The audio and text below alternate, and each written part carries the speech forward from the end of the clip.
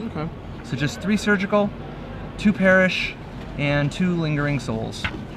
And Chuck playing my favorite legacy, or excuse me, Eric playing my favorite legacy deck on the left in Goblins.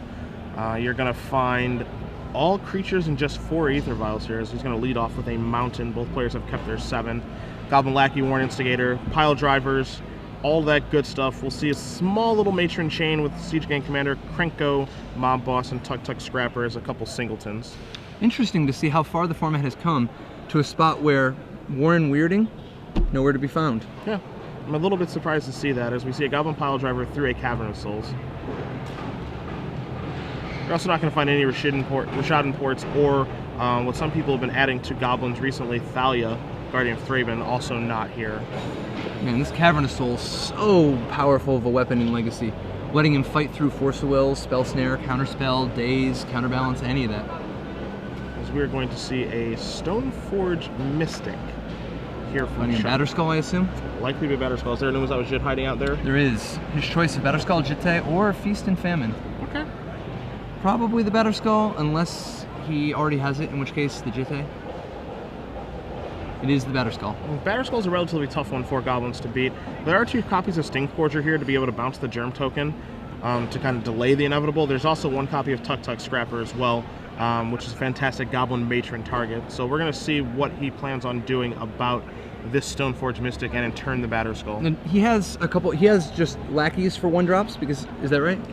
Goblin Lackeys just his creatures, 4 of those, and then 4 Aether Vials as well. If he plays a lackey in a mountain, he can actually cycle the Gem Palm Incinerator to kill the Stoneforge Mystic, ensuring the Batterskull doesn't hit the table for at least several more turns.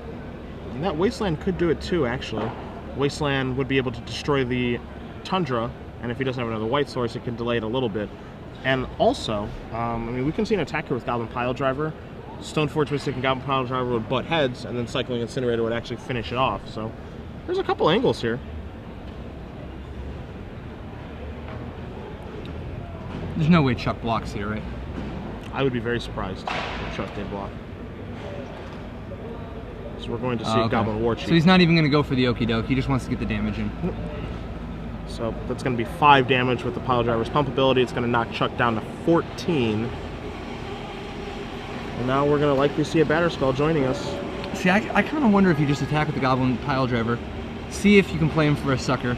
Even if you can't, Wasteland the Tundra, hope to get lucky, drop an Aether Vial. You know, at least then you got something else going on. But maybe the War Chief is a better way to accelerate. So we're going to see a Wasteland take down a Wasteland, and Chuck is just going to leave up Batterskull here.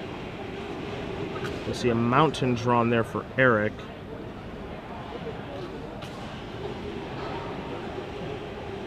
This turn we can go Ring Leading, we can go Goblin Matroning, finding Tuk Tuk Scrapper. There's a couple options here. So we're going to see an Aether Vial. Yeah, see, I would have loved to have this Aether Vial out last turn. You didn't need the extra damage. And we'll see a Goblin Matron as well. Think he's going to get Tuk Tuk? I think he has to get Tuk Tuk. He could get the Ringleader. Well, he's already got a Ringleader in his hand. Batterskull is the most important card right now. It's the biggest problem. And it is the Tuk Tuk Scrapper. And what he can basically do is he can strand the Batterskull in his hand by, you know, casting Tuk Tuk, attempting to blow it up. Batterskull gets picked up, provided Chuck does have a 3rd land, and then he can incinerate the Stoneforge Mystic. So there is a pathway here to get the Batterskull stranded or destroyed. As we do see Tuk Tuk Scrapper, basically the artifact destruction of choice for Goblins now. Some people elect to splash Tin Street Hooligan, others try to get the activation on Goblin Tinkerer to work, but this has been the most consistent. Now this is an exceptionally difficult matchup for Esper Stoneblade, right? He has no access to Wrath of God, Day of Judgment, Moat, Humility, any of that. Okay, so he doesn't have any of the stuff that Miracles has to fight it. Exactly. Miracles can actually beat Goblins pretty handily. 4 Terminus, access to Moat or Humility, Entreat the Angels can even take over a game. Yeah. Unfortunately, this deck is more of a Geist of St. Traft, Stoneforge Mystic, Lingering Souls deck, which, I mean, Batterskull is by far his best weapon here, but it is not that hard for Goblins to go bigger. No. Or to Tuk Tuk and make the Batterskull go home. One thing that makes Goblins interesting, especially for an aggro deck, is just its ability to just grind down a control deck. It has just as much card advantage as a control deck does with Goblin Ringleader and with Goblin Matron. as we're going to see a Delver of Secrets join us. And it's Gemstone Caverns making all the counterspells blank effectively draws several extra cards, you know? Indeed. Same with Vial. Yeah, it's often been said that Goblins is the best fair deck. You know, like if you play against somebody who's not doing something unfair, where Miracles and Combo are usually the unfair things. But from the looks of it, this was a pretty good tournament to be doing this in. Stifle and the Tuk Tuk trigger. That's nice. Does he have any way to recurse that? He's not playing, he has Sting Scourger, so Sting Scourger can only target your opponent's creatures, cannot target your own. Right. And you're not going to find a Wart Bogart Auntie in his deck, so if it were to die, he could recur it. That's not here as well. So he's going to have to do it the hard way.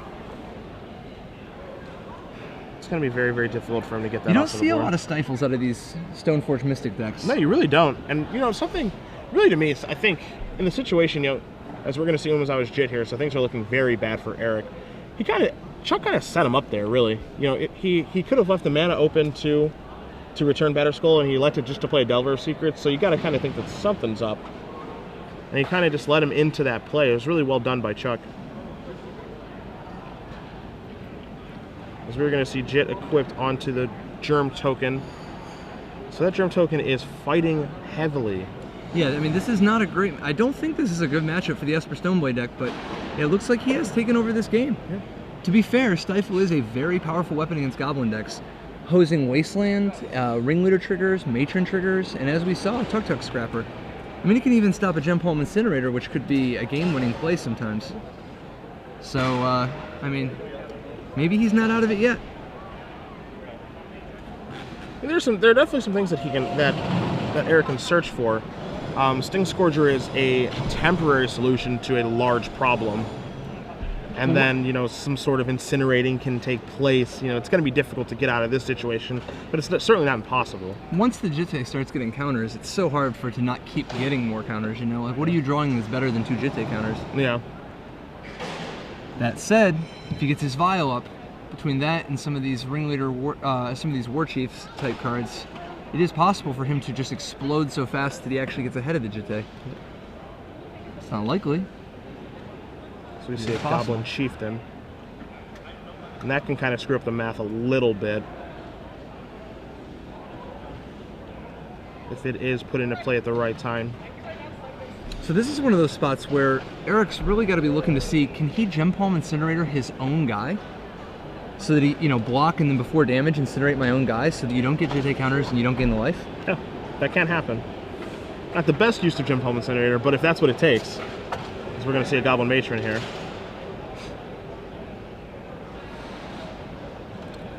What do you think? Another Ringleader? Or is he going to have to get one of the big boys? Like the Mob Boss or the Sea. Mob Boss isn't going to get anywhere. Too many Jitte counters. I wouldn't be surprised to see Sting Scourger here. And there it is. Yeah, he's got to buy himself some time. He's got the Vial on 2 anyway. Yep. He's going to bounce the Germ token. I'm a little surprised that he's doing it right now. Well, he's playing this just to attack right now, right? Oh, okay, sure. Yeah. Yeah, because he's got the Sting Scourger to attack too. He's just going to attack with all his guys, including a massive pile driver. And so those 2 counters are going to take care of the pile driver. And see what kind of profit attacks he can make here. 1/2 Stoneforge and just a 1/1 Delver. There are some good attacks here.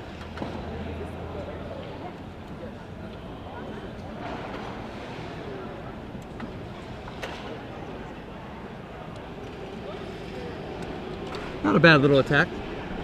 I mean, he's making up some ground. But it's tough because he can put his Jitte down and move it over and get 2 more counters this time, you know? As Chuck did not reveal for Delver of Secrets, and his draw step was Spell Pierce. It looks like it's just something that he forgot to do, and I think he's noticing. Yep, he's pulled the Spell Pierce forward right now. He noticed that he did forget to do it. That is brutal because that Delver would have loved to be wearing that Jitte right now. And now it can't really do much to get through, and he doesn't have a 5th land to suit up one of those guys with a Batterskull and beat down for some Vigilant life-linking damage. Yeah, I mean, he still may just need to put the Jitte on the Delver, swallow his pride, and face the fact that it's gonna die.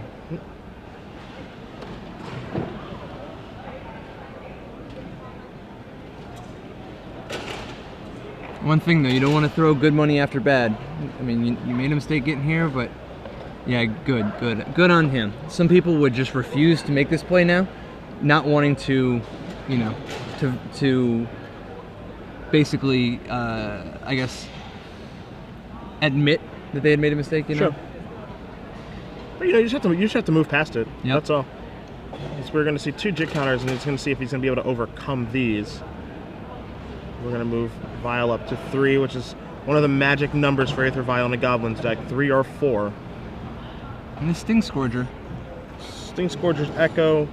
Now he's considering, yeah, he wants to cycle that while Sting Scourger's in play. It's going to be a 4 instead of 3 if Sting Scourger was not in play. Now he does have to be wary of a Stifle.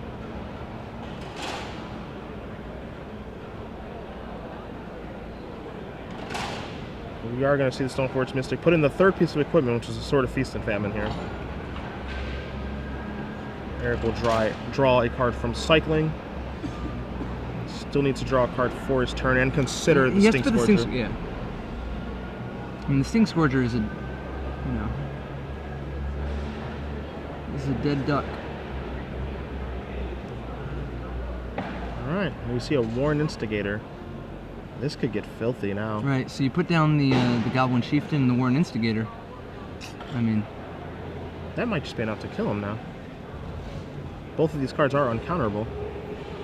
So we're looking at 4. So you got to kill that Chieftain, right? I believe so.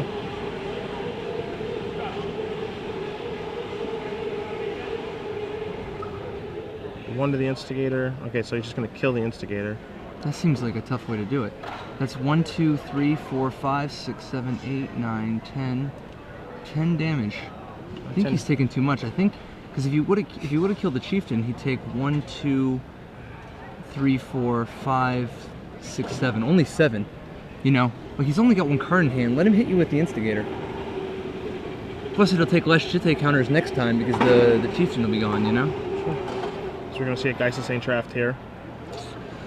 So what was looking like a pretty good game for Esper Stoneblade, unfortunately has fallen apart. He really needed that Delver in play to be continuing to get Jitte counters. And we see a Swords to Plowshares there from Chuck. It's going to move Erik up to 14. And is Erik just not even searching? It's Swords. Oh, not Swords, path. not Path, okay.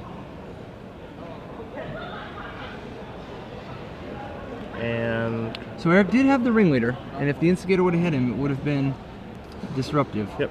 But and Erik he shows he's got him beat. Yep. He shows him the Goblin Ringleader, and Chuck is going to concede. A little hasty concession, in my opinion. Just a small thing. He'd be able to get some information off of the Ringleader. Well, they have each other's deck lists already, right? Oh no, this isn't the top 8. This is the semifinals here, right? Not the semifinals, the ultimate round. Yeah, the bubble round here. So he could have gotten some information from him and conceded just a little bit early. So Chuck is going to be on the plate here for game 2 with Esper Stoneblade. Now, he doesn't have Terminus and Entreat, as you said. Does he have anything useful on his sideboard? No. No. I guess he's got 2 Path to Exiles. Okay. Which is something. Dubious. I don't think you can count on Jotengrunt. No, this isn't really the spot. More of a Rug Delver card. Also relatively good against Maverick. But yeah, no, the rest of his stuff like Surgical, Perish, Submerge. I mean, this is he's got 2 Path to Exiles. That's it. Taking a look at the Goblins deck list, you're going to find 3 Red Elemental Blast here, along with 2 Pyroblasts. So those are going to be quite fine. 4 Thorn of Amethyst, much more for the combo matchup. Not really great here. 3 Fairy Macabres, which are not great. I mean, he does have 3 Snapcaster Mages in this deck, but it's not really the way that you want to attack them. Yeah. And then just 3 Pyrokinesis, which aren't terribly good here either. Yeah, I think it's just bring in the 5 Red Blasts and call it a day. You can board out some number of Goblin-type cards. Actually, let me ask you something. Do you really bring in the Red Blasts? How much do you really care? Don't you want to just be aggressive? Like, the cards that he can actually possibly beat you with, you can't Red Blast them. You can't Red Blast the Jitte, any of the artifacts, the Stoneforge Mystic. I mean, maybe the way you lose is if you get stuck drawing a bunch of reactive cards, right? Sure, and just not being able to be proactive enough in the matchup. Like, what are you going to Red Blast? A Delver of Secrets? A Stifle? I mean, hitting Stifle's not bad. But, Spell Pierce? Daze? Force of Will? You can't hit Daze, obviously. Force of Will? I mean, like, I'm not convinced you even want all these Red Blasts. I mean, it's hard for people who have Red Blasts to bring them in against the blue deck. And maybe you're supposed to. But I'd first look to see what he has that's actually worth cutting, because every single one of these goblins seems good. Yeah, Yeah, actually, I mean, there isn't really a card here in his main deck that I don't think that he wants. Even something as marginal as Krenko Mob Boss can take over a game with left unchecked for 2 turns, so I could very easily see him just not sideboarding here, even though he is moving some cards in and out of his deck. Maybe he'll come to the same realization that we just did, that he doesn't really need these cards, because the cards that matter aren't actually blue. And his deck is already so well set up for this, you know? Yeah. So on the other table, in the bubble round, Michael Hedrick's Shipahala playing Miracles is up a game over Barry Hoying playing Maverick. And what I would consider, I think Michael would too, to be a relatively favorable matchup for his deck.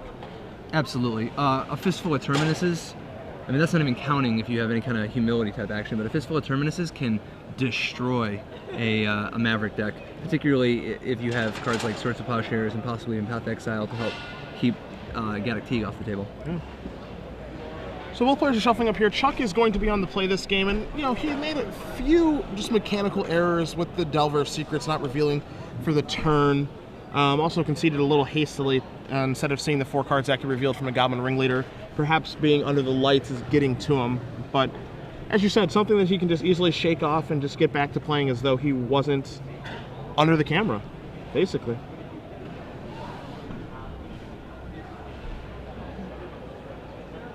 There we go. He's wiping his eyes off, getting ready to game. Intense battle.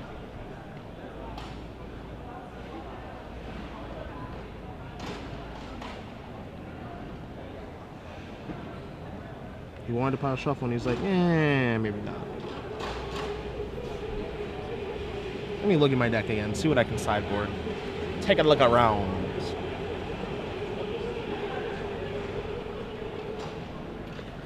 He's going to move another card in, another card out. So I still do think, as you said, this is a matchup that does favor Goblins relatively well, especially with this build. Yeah. 4 Caverns. That was a close scare. I mean, I think that game could easily have gone the other way, you know, if that Delver flipped. Yeah, it's just it's a huge change, because it's flying then is just the biggest difference. It flying and then being able to get in there with the jit counters. Huge difference instead of having to lose it that turn.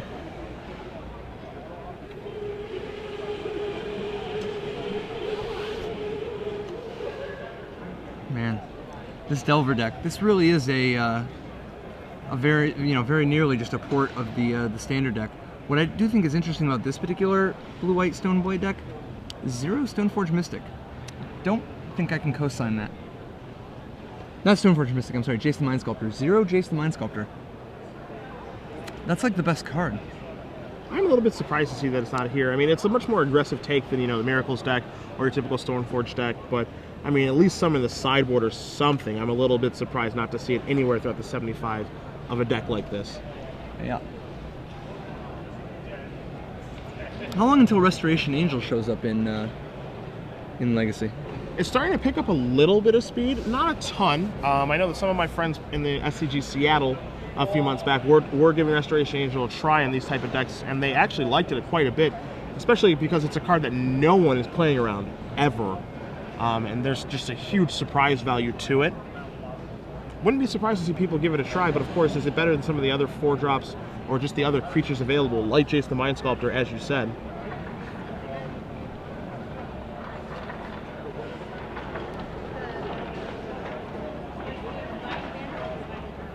As we see the 7 cards laid out for Eric. Yep. Chuck, no thanks. Going on down.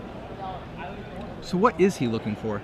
I mean, is Stoneforge Mystic just, like, is there anything else besides Stoneforge Mystic he really wants? I really feel like Stoneforge Mystic is, like, the most important card. Would settle for a Brainstorm, I guess, to try to find a Stoneforge Mystic? What's crazy is he only has 3 in the deck, so this could be a tough little mission trying to find some. His numbers just feel a little erratic, just a little all over the place.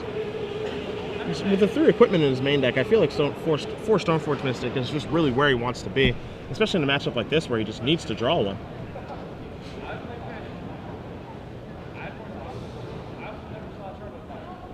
What do you think about Lingering Souls these days in Legacy? Without Jace the Mind Sculptor to protect. Like, usually Lingering Souls is a nice way to have a lot of chump blockers, but if you're not even playing Jace or Intuition or anything, is Lingering Souls pulling its weight? I don't really think so. It does carry some weaponry quite well, but I really felt like even when Tom Martell did win that Legacy Grand Prix with them, that it was a bit of a one-hit wonder. And we haven't seen it since. Some people adapted to it very quickly with Dreaded Knights and other things, and then it fell off very quickly. And I'm not too surprised not to see it come back. So we see a Flooded Strand from Chuck, passing it over here. We'll see what kind of one-drop action Erik has, if any. And there's an Aether Vial. Important card to fight over, as we're going to see him sacrifice that Flooded Strand. I mean, Erik's hand would have to be awfully good for him to want to keep it without a one-drop. Yeah. The one-drops in this deck just totally make it, you know? I mean, if he had a Cavern, maybe, but like just the 4 Vials and 4 Lackeys. I do think that Goblins is so good against counterspells. It is totally reasonable to look to board out some of your counterspell action, you know? As we do see a Daze here from Chuck, being able to take care of that. The cost is steep, because he is behind on lands now. Yeah. We're going to see a Brainstorm in the end step as well.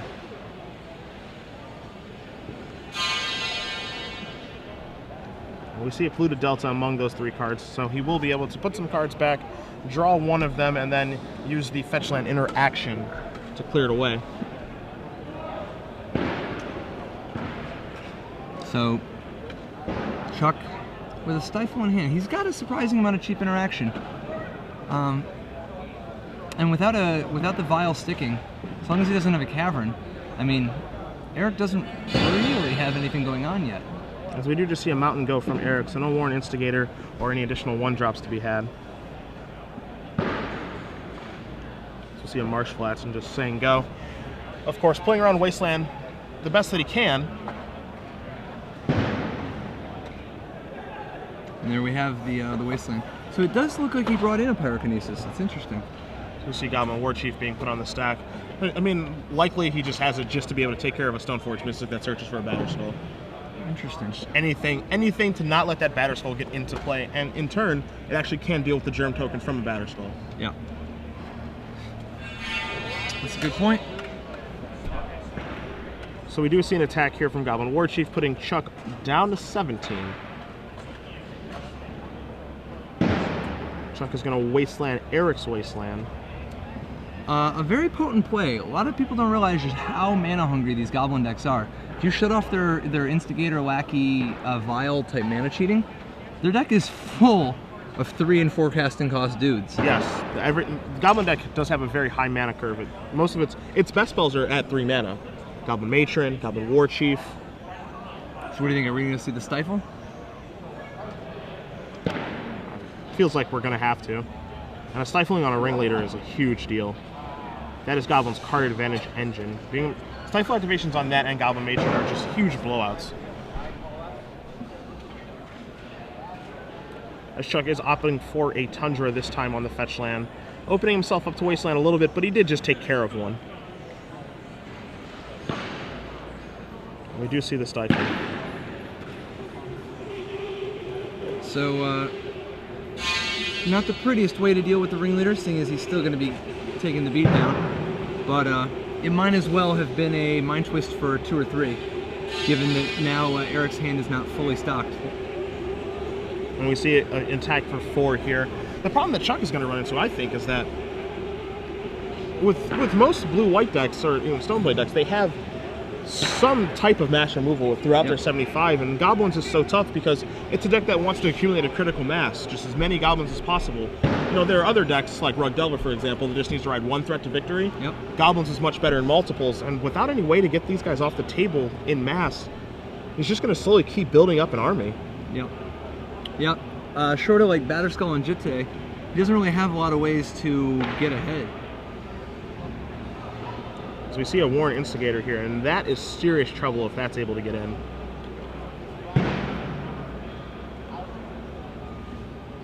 And we see Chuck moving some cards around here. We're going to see a Path Exile on the War Chief. So he does want to slow down the attack here. This doesn't solve the problem of the Instigator, but without the Instigator having haste, at least he has a little bit of time to try to get something going here. And again, while Path to Exile is annoying there, as you just brought up just a moment ago, this is a very mana-hungry deck. So Path to Exile taking care of the War Chief does kind of suck, but I don't mind getting a 4th land. Yeah, I mean, your goblins are 1 more expensive, but you have 1 more land to cast them with. So we see an attack here with the ringleader, knocking Chuck 2 points lower.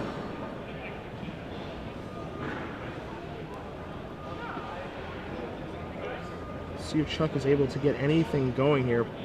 His deck is heavily reliant on its creatures to kind of be able to play its defense for him, but Pyrokinesis is going to do a pretty fine job of stopping that. So we see a Gem Palm Incinerator drawn for Erik as well.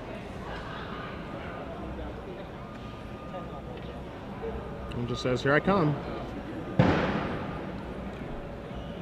Chuck going to sacrifice Polluted Delta, moving down to 6 before blockers are going to be declared, so we're going to see some sort of action here from him. We do see another Tundra.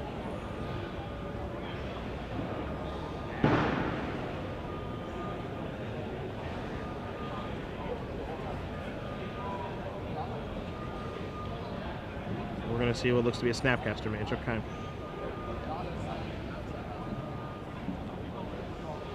Snapcaster Mage looks like it's going to target that Path to Exile again for a reuse, and it's going to take care of the Instigator.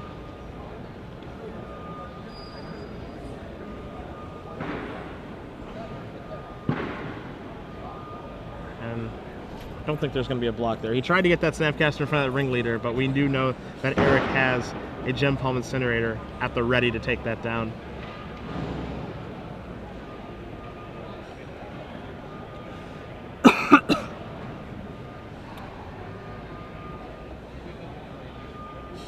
Card advantage, card advantage, card advantage. Name of the game here for goblins. Yeah, I mean, these goblins are very, very good at fighting through things that are quote-unquote fair. And you're just going to see a Goblin Matron here as well. Alright, a Daze is going to take care of that. But again, it's not really free. Picking up a land here does, again, stunt his growth a little bit as we see a Brainstorm. Anything that he can really draw to get back in this game? Stoneforge Mystic.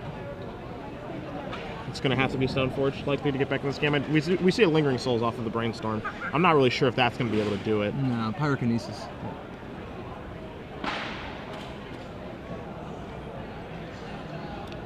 I mean, a Jitte would be pretty helpful. Just draw a card. We see a Matron, a Sting Scourger, and a Pyrokinesis in Erik's hand. He can quote-unquote go for it this turn by matroning up either a Goblin Chieftain or a War Chief. I like it. Or a Ringleader, of course. But he's going to eat a Stifle here anyway. Yeah. And we do see the Stifle. But again, doesn't actually address the body. You know, he stifled the Ringleader, now he's dealing with the 2/2. He stifled the Matron, now he's dealing with a 1/1. And he just plays Sting Scourger. Sure, his opponent's at 2. Yeah. It's another lethal threat. And we're going to see a Lingering Souls, hoping to chump block, and Pyrokinesis for the win.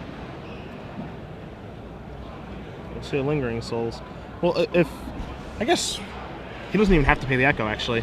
Like, he can just not pay the Echo. Yeah, but that's kind of risky. What happens if his Ringleader gets plowed? That's true. That's true. Like, you probably draw a red card anyway. Yeah. And even if you don't, so what? Tap yeah. with all your guys. Both Lingering Souls will chump. You'll get a damage through. You're no worse off. And if you draw a red card, easy money. There's your red card. Pew pew. All right. That's it. So Erik Brown takes the match 2-0. Goblins defeating Esper Stoneblade. I think in a moment we're going to jump over and see the exciting conclusion of Michael Hedrick's attempt to take Miracle